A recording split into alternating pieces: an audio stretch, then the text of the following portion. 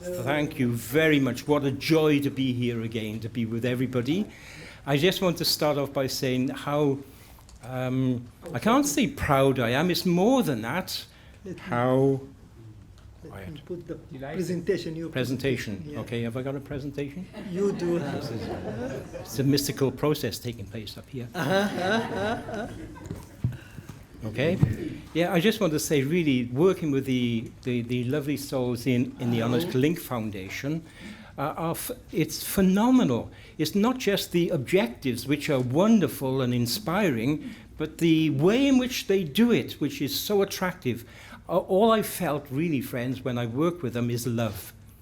And I think that if we can go away with that feeling that's generated from them, nothing can nothing can divide us then if we love each other. And that's the foundation of all the great religions from God. I just want to introduce my one lovely daughter and one lovely friend. My daughter, her full name is Fleur Misagian Shirazi. That's a mouthful, isn't it? And her lovely friend is Tessa, who I've known for many years as well, Tessa Abbas, and they're going to start us off by singing a wonderful exposition, if you like, of one of the verses of Baha'u'llah. So, do you want to introduce that, Tessa?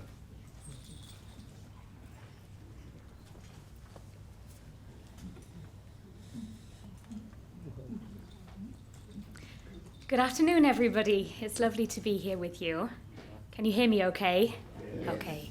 So, as Viv said, we're going to sing a verse from Baha'u'llah, which was actually revealed on the banks of the River Tigris in Baghdad. And this is the very first in a small volume of almost poetry-like pieces called The Hidden Words. And I'll tell it to you first in English, because we're actually going to sing it in Welsh, because we're in the land of Wales. It seemed very fitting to do so.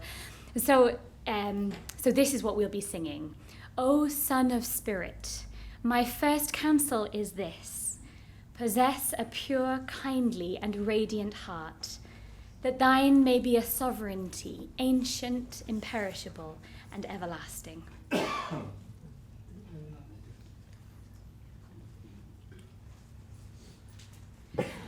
O vaber ysbryd, o vaber ysbryd, dyna fy nhangor cyntaf. Manwch galon bir, caredig a disglair. Manwch galon bir, caredig a disglair.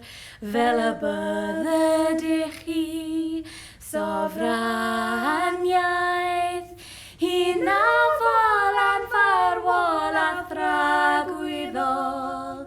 Hi'n afol a'n farwol a thragwyddol. Calon bir, calon garedig, calon ddisglair, dyna fy nhangor cyntaf. Calon bir, calon garedig, calon ddisglair, dyna fy nhangor cyntaf. O faber ysbryd, o faber ysbryd, dyna fy nhangor cyntaf. Manwch galon bir, caredig a disglair. Manwch galon bir, caredig a disglair. Fel y bydded I chi, sofraniaeth. Fel y bydded I chi, sofraniaeth. Hi'n afol a'n farwol a thragwyddol. Hi'n afol a'n farwol a thragwyddol. Calon bir, calon garedig, calon ddisglair, dyna fy nhangor cyntaf. Calon bir, calon garedig,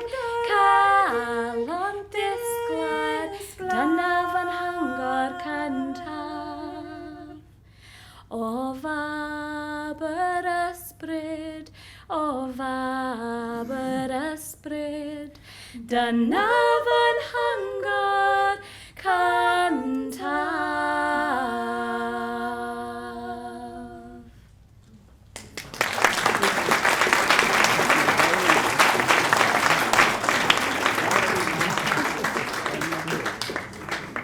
What's wonderful now is I have less time to talk.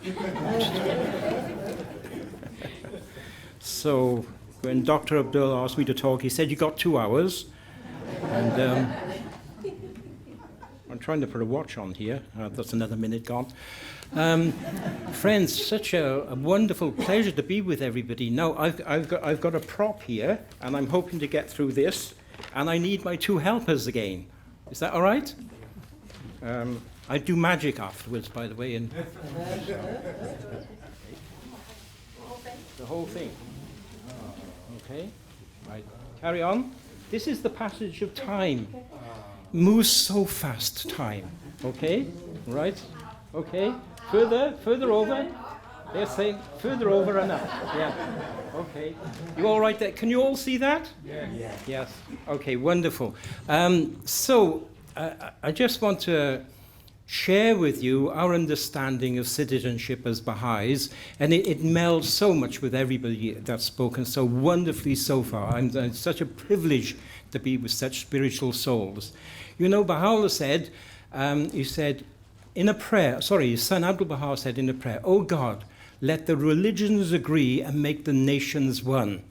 And I think if we can understand these 2 concepts, it will go a long way to increasing citizenship, peace between people, and eradicating all the horrors that we've experienced for so long on planet Earth. You know, we can recall now just recently the terrible things that happened in Christchurch and in Sri Lanka, and God forbid that these things continue much longer. What we can do as individuals is not be placid and out of sorts. We need to be involved in speaking up, having elevated conversations. So I need to explain this to you in a few minutes. This is what we understand as Baha'is as religion. We don't see separate religions separate from each other. We see them all connected as an education process from our Maker, leading us back to God. And what I have at the end there are question marks at the beginning because they represent great teachers or chosen ones, messengers of God. We call them manifestations of God because they manifest the qualities and all the wonderful attributes of our Maker. So there have been many that have come in the past. There have been many that are not on this list. There's been massive education of the human race, and we're just coming to grips with where this has happened and where that has happened through historical research and so on. But if we go back, one of the first recorded great messengers was Krishna, going back over 5,000 years ago, and then is Abraham, Moses, Zoroaster, Buddha, Christ, Muhammad. The 2 recent ones we say are the Bab and Baha'u'llah, coming in the middle of the 19th century, and their goal is to bring all mankind together, to realize that this is one religion given a little bit of time by our Maker, just as we have education in schools given by different teachers. As the child is evolving and growing up, it needs more input, needs more understandings. So the teachings of every great teacher, whether it's in religion or in education, is to bring education suited to the needs of the child or the human race, or a section of the human race at their time of development.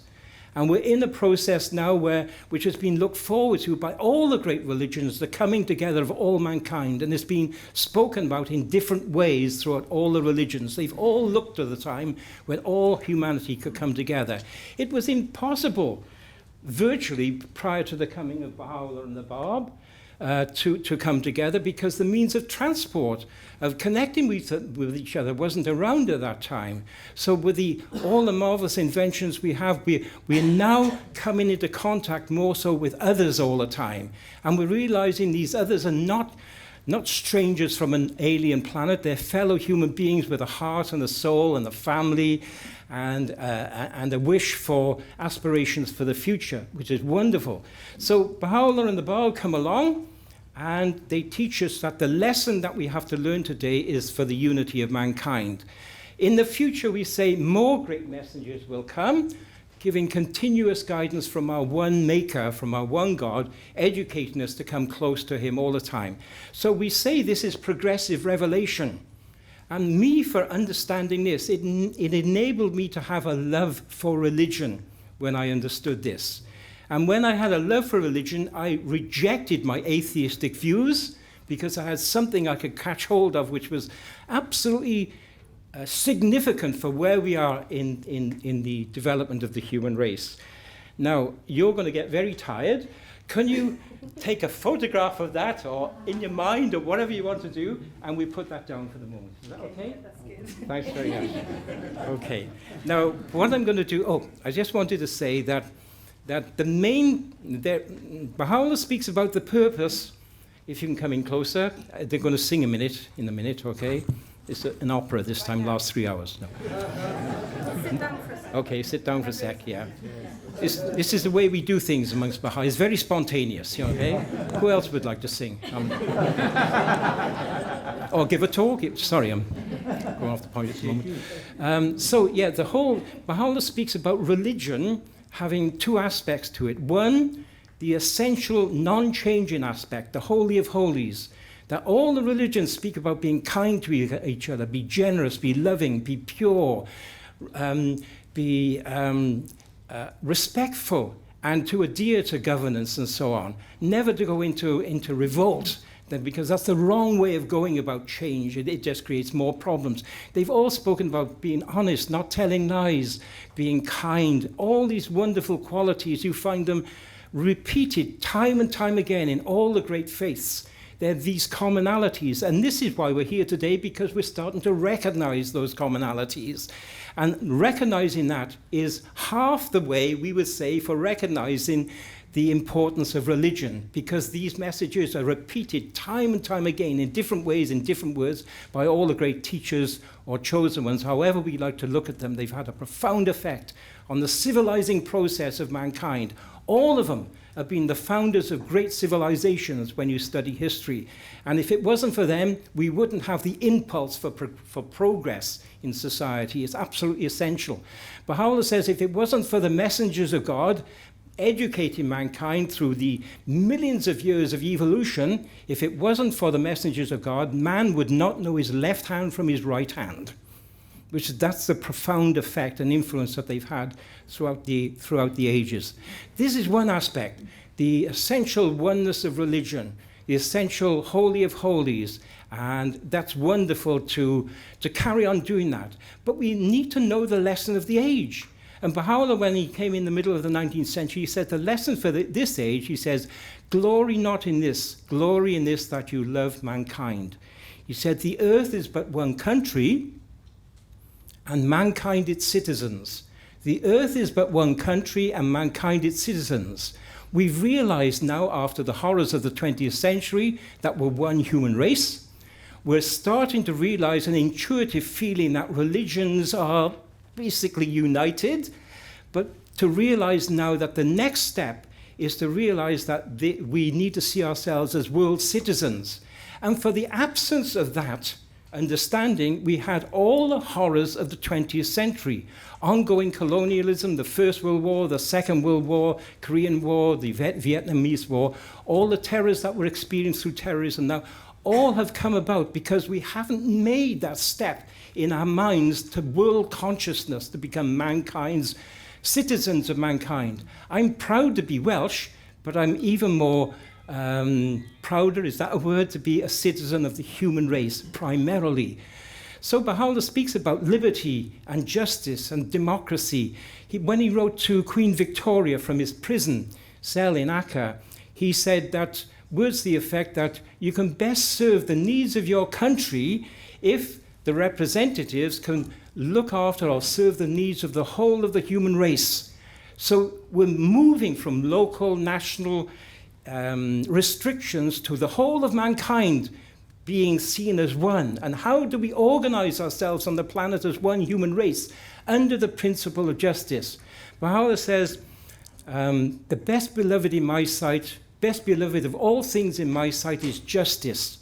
And then he goes on to say, the purpose of justice is the appearance of unity amongst man.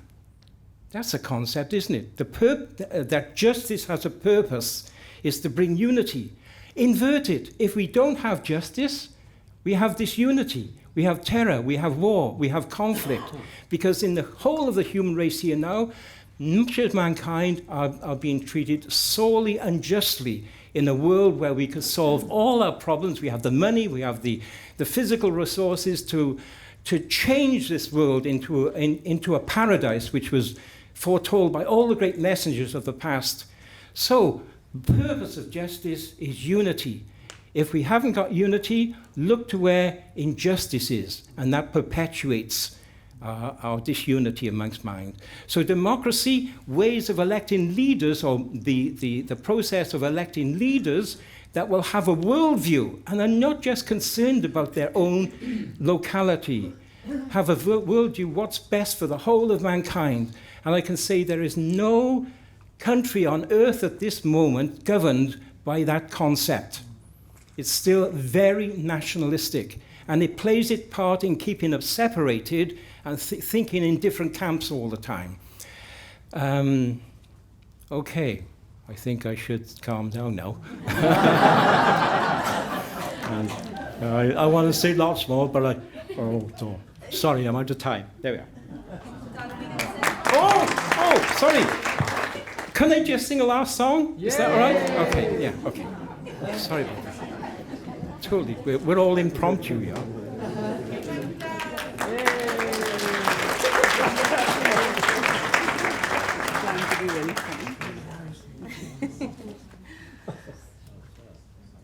We're called the Italians, apparently, of the UK, the Welsh, because we get so passionate.